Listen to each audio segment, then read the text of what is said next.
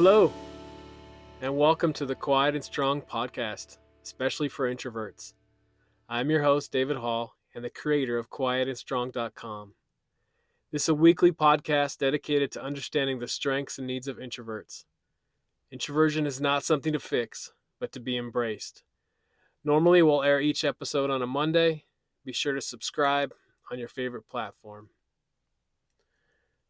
So now that we're well into 2021, social gatherings and in-person interactions are becoming more frequent again.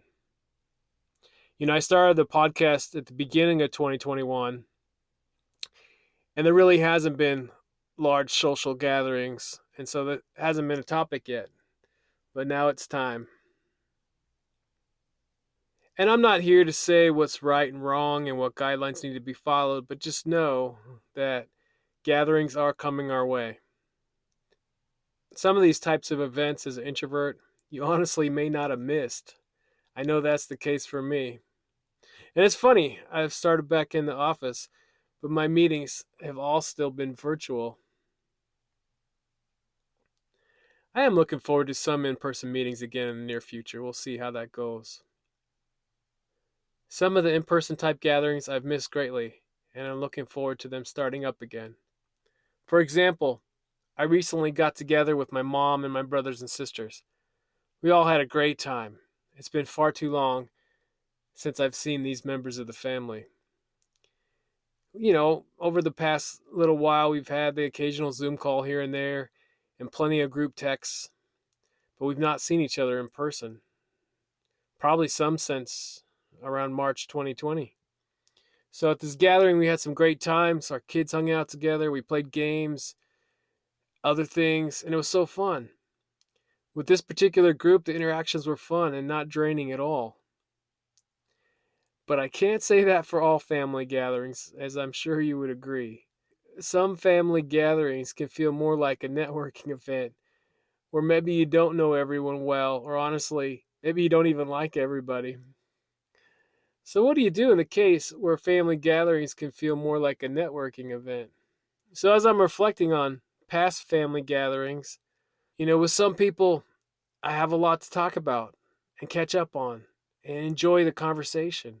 However, with others, it can be a little more difficult to come up with conversation topics. As an introvert, I generally prefer deeper conversations to small talk, but do realize that some small talk is part of life. And if you want to get better at starting and carrying on conversations, the good news is you can. Part of that, of course, as we talk about, is getting to know yourself as an introvert and coming up with some strategies that work for you. So here's a few strategies and thoughts when it comes to small talk and conversation at large gatherings. These can apply to family gatherings, other gatherings, networking events. And again, these are all starting up again. So take an interest in the other person you're talking with. I know that as an introvert, sometimes I felt awkward in conversation and have simply answered the questions asked of me. I've learned to turn this around and make the conversation about all involved. This may simply be answering the question asked, but then asking the same question of the other person. If they say, "How's work going?" I answer, but in return, ask the same question of them. I'm also trying to make a better effort in remembering details about people, such as where they live, what they like to do, how many kids they have, etc. Also, remember, a little silence is okay. Relax and enjoy the conversation. As an introvert, you may need to think before speaking, and the same goes for your fellow introverts. Also remember, if there's silence, it means everyone is quiet, not just you. Don't pressure yourself to fill every moment with conversation. Relax. Remember to take a break when you need to. Non-stop conversation can be draining for most introverts. I think this will vary by introvert, as well as a particular conversation and who the conversation is with. You need to know your limits and have an escape plan when needed. This could be just a trip to the restroom, or a walk outside, or a quick drive. In my recent family gathering, I didn't feel drained by this particular group, and I didn't feel the need for escape or recharge. However, I did see a couple people sneak out for a break, and that's normal and what they should do when it's needed.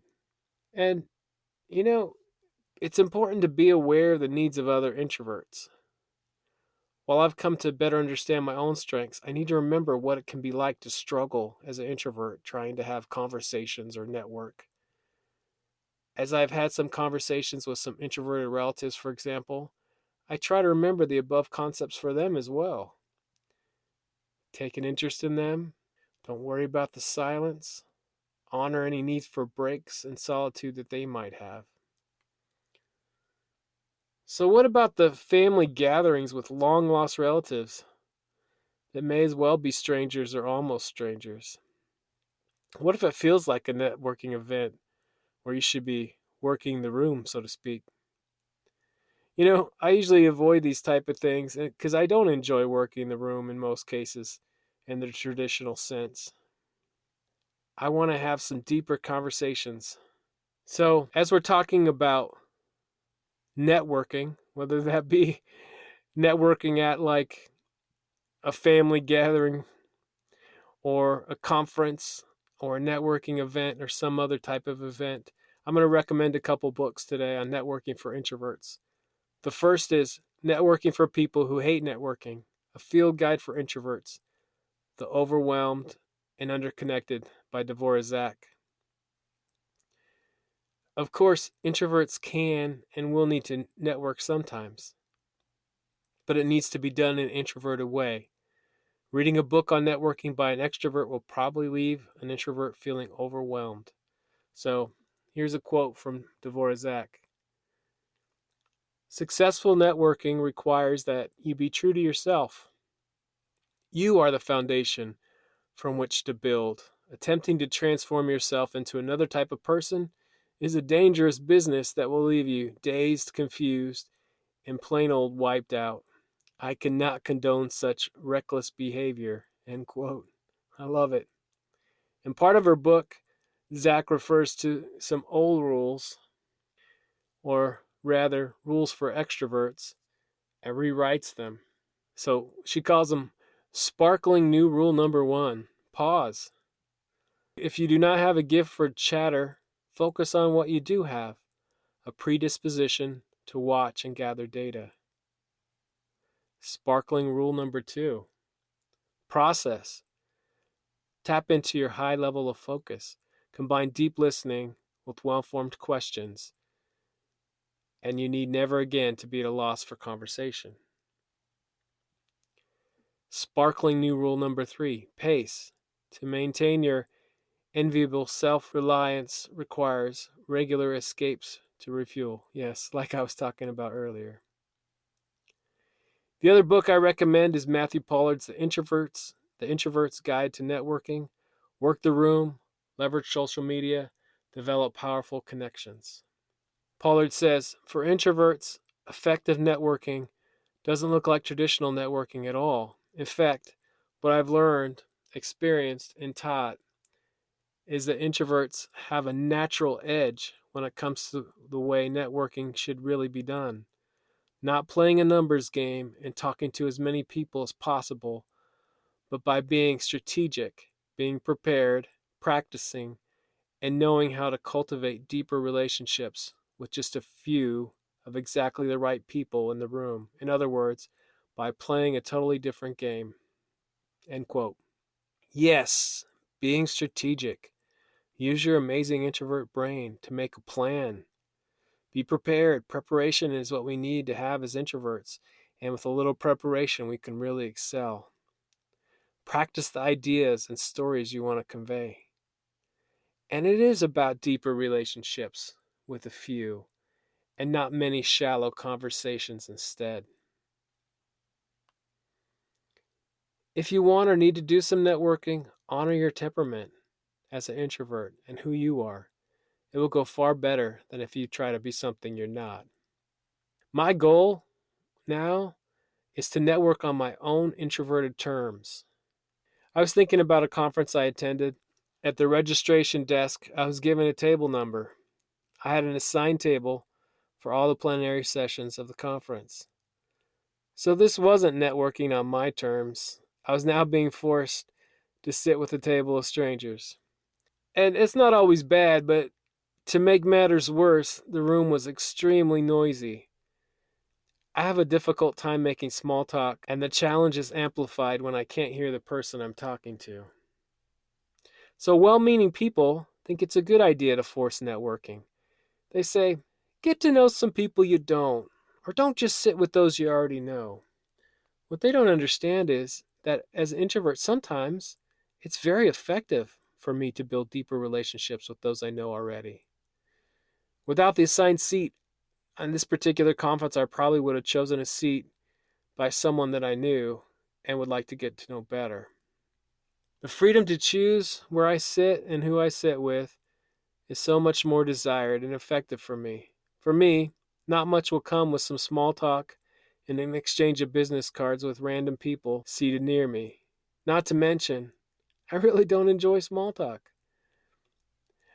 At this conference, I did do some networking on my own terms. During the breaks, I was able to catch up with some people I knew and had some good conversations. I also took a walk on the beautiful grounds by myself to have a quick break.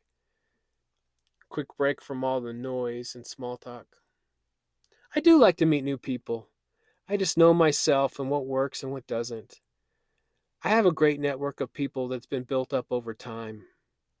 I wonder sometimes if I could speed things up in building relationships, but generally, as an introvert, it seems to take time for me.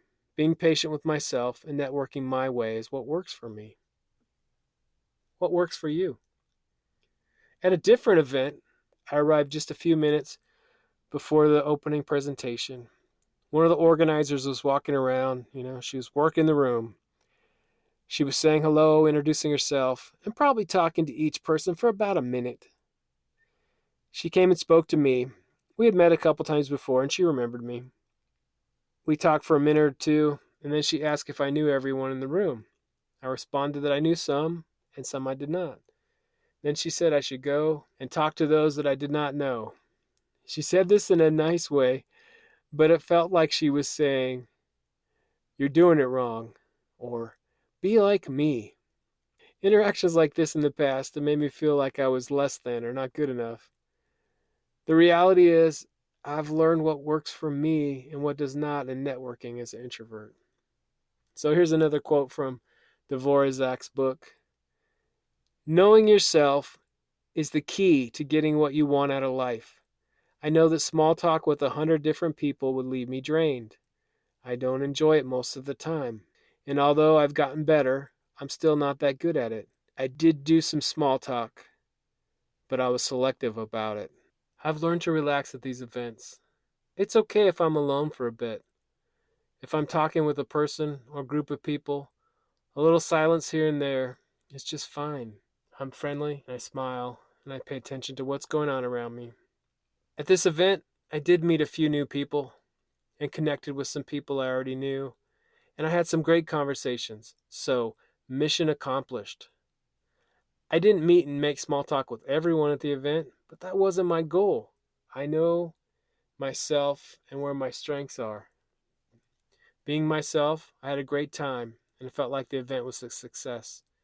If I had worked the room as was suggested by the extrovert trying to help me, I probably would have ended up drained and wiped out and not have accomplished my goal.